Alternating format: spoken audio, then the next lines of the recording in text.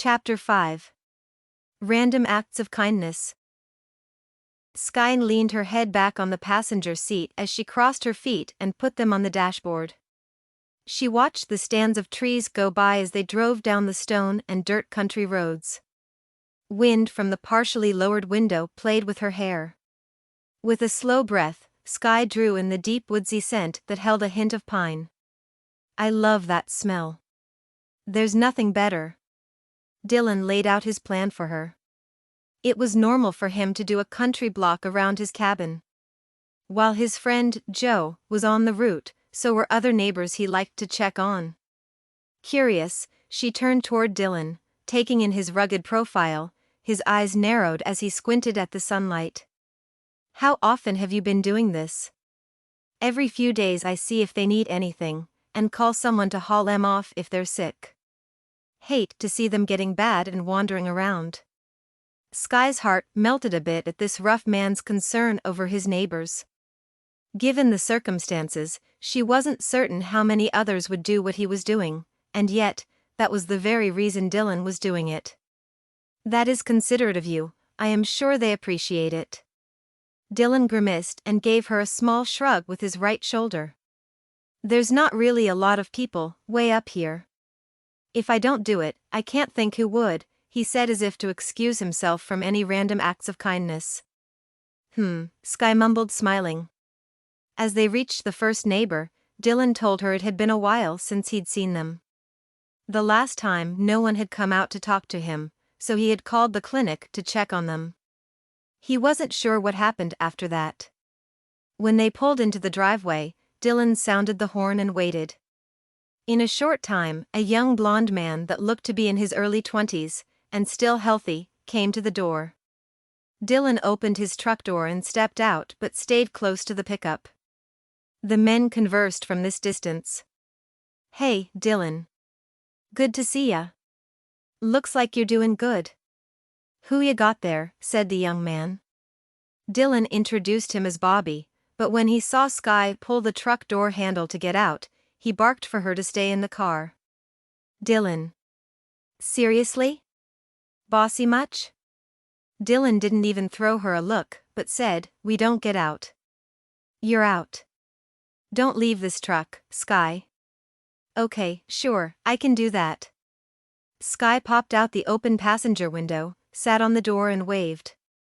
"Technically, part of me is still in the vehicle." "Hey, nice to meet you," she shouted over. Dylan's head whipped toward her, and she gave him a sweet smile. Dylan shook his head before returning to his conversation. "The whole family ended up sick," Bobby said. "I gotta thank you, Dylan, for getting the clinic to send people out to get them."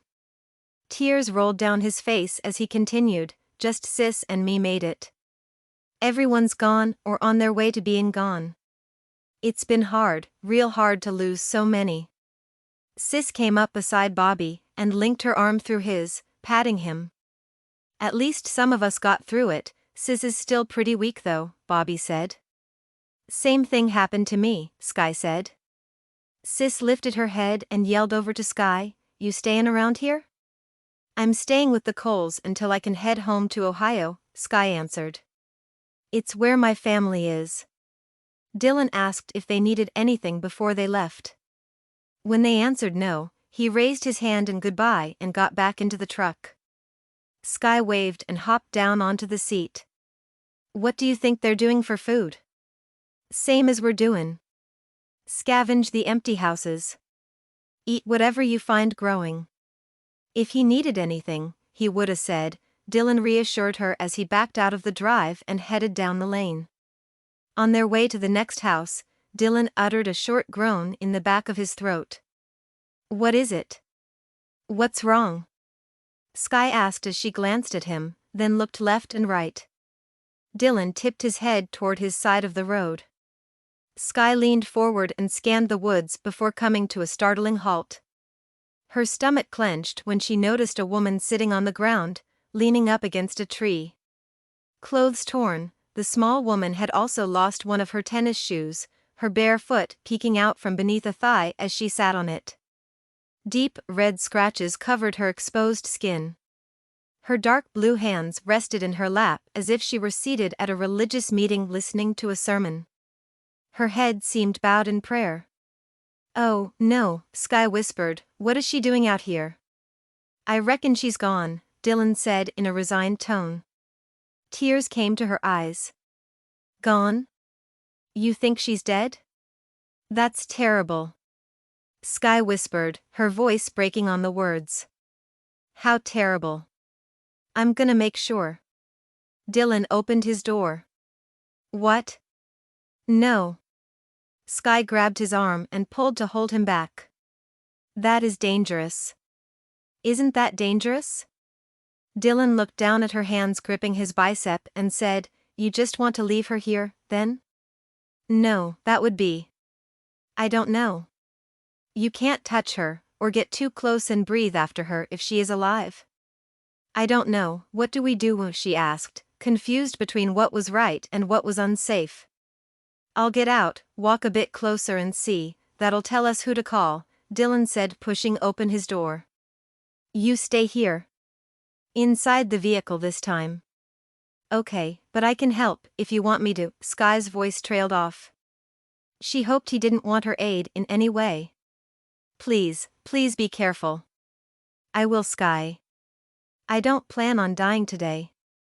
Dylan's calm voice reassured her, and after a quick look at her, he stepped out of the truck.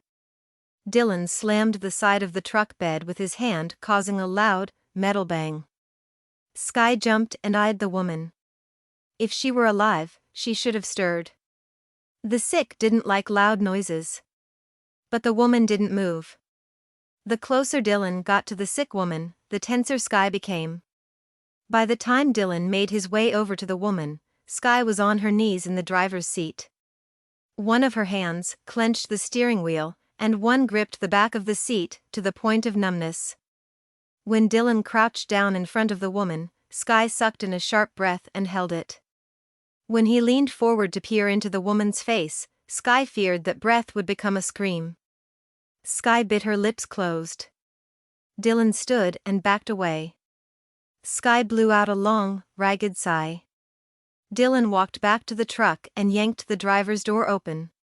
He looked her up and down. "You're looking a bit peaked." "I was worried." Sky glanced back at the woman. "Is she gone?" "Yeah," he sighed. "Guess I'll try calling somebody. If not, me and Wade will need to do something." "You can't. It could make you sick." Even as Sky said it, she realized what a dilemma this was. It wasn't right to leave the dead woman here, nor was it healthy. On the other hand, it could make them sick to be near her. Her voice fluttered. "This is bad, so bad. Let's hope that someone answers." Dylan climbed in the truck and peered at an anxious Sky. His hands twisted on the steering wheel. "It'll be okay. Like I said, I dealt with this before." Sky acknowledged Dylan, and they continued on, but the discovery had marred the beautiful day for Sky. "Have you seen others when you've been out before?" "Yeah. Some gone, some sick and wandering. They can be anywhere, even walking the woods. Not much I can do but call someone. I give them some food or water if they take it. I haven't seen many up close." "Are the sick coherent enough to be aware they need help?" "Some are. Some mutter about finding someone or trying to get to the doctor.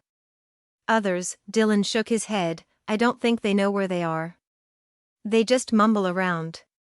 But you got to be careful, lucid or no, some come after ya." Sky's thoughts went to the video she had first seen on YouTube. She shivered. "Violent without provocation?